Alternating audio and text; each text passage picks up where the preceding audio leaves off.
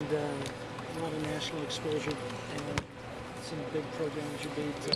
What does that do for the program? Well, most importantly, we got 2 wins, and that was our goal going in. We had hoped we would draw Wisconsin the first night because we felt like that could be a very valuable game for us, win or lose. And obviously, when you win the game, it becomes even more valuable. But then to go on and win the championship against an Arizona State team that really dismantled Arkansas the night before was a good step. It was a step in the right direction for us. What did you learn about your team over the weekend? I like the way we match Wisconsin's toughness. That isn't something that we've been great at in the past. And if you're going to beat Wisconsin, you better be ready to strap it up. And I thought our guys did that. We rebounded well, out-rebounded a very physical and strong Wisconsin team, and then came back into the same against Arizona State. So I thought we showed an element of toughness that maybe I haven't seen all the time. And of course, our execution wasn't perfect, but it was pretty good. It was good enough to get the job done. Coach, what did you learn about this team and its tournament play that could maybe help them in the MVC or even the NCAA?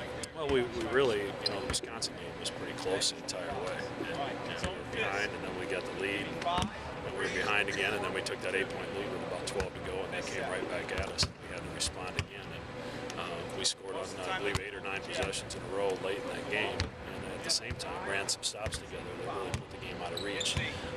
And then we were able to do that against Arizona State late in the game as well. We were able to keep that 6 to 8 point lead most of the time, but we were able to put a run on to separate ourselves again in the last 5 minutes. And you'd like to think that your depth wears into teams as the game goes on, and I think that was the case in both of those games. What about Riley's performance? What's impressed you about him? He's shooting the ball at an unbelievable rate. Maybe better than I've ever seen over the course of 6 games. He's doing other things to make us better as well. The defense has improved. His communication, his understanding of what we're trying to do from a scouting report standpoint and what we're looking for offensively is as good as anybody on the team. So, anytime you have a guy that has his ability, that's willing to play the role that we've asked him to play, you've got a chance to do something special because obviously he brings us an element off the bench that not many teams have. Anything you see when you watch videotape of Doug's 3-point shooting, of why they're not going in, or is he just a little bit harder? It's too small of a sample size at this point in time. His freshman year he started off slow as well, right. And he'll be fine. He hasn't fallen in love with it, which is good. He'll go in and score, and sometimes I think you need to get that easy basket first before you start shooting threes. When Ethan's shooting it the way he's shooting it, we don't need Doug shooting a lot of them, so he'll be fine. That's at least a my worries.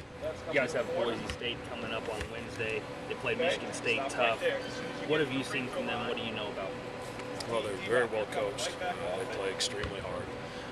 They're difficult to guard in the sense of I think they have 7 guys averaging 7 points a game or more. So it's not like you can look to one guy and try to slow down 1 or 2 guys and hope to stop their team. You've got to defend their actions, and they run multiple actions.